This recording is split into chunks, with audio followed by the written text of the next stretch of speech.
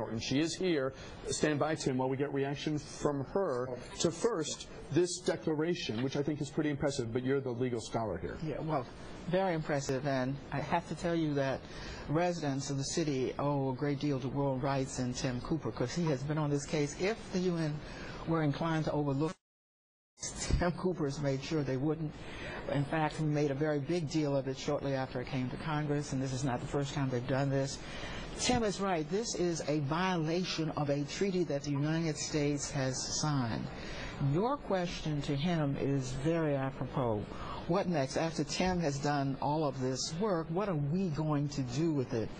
Well, I want Tim to know that during Emancipation Week, which is coming up in April, I've already worked with statehood folks on a series of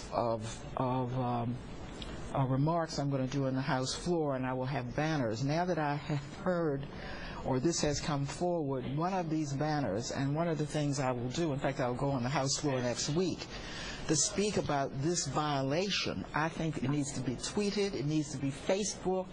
Our folks here in the district are not aware of Tim's work. That's because it's international. And as you know, people focus on the local, not even the national. This is very important because we are the nation that trots around the world telling everybody else they're in violation. This is a gross violation. There is nothing grosser than this violation. There's no other major power or even minor power that denies the people in its capital cities the right to have a voice in its national legislature. Tim, we've gone way over on time, but only because this is such an important issue. A final couple of seconds, if I interrupted you before, if you had a final thought.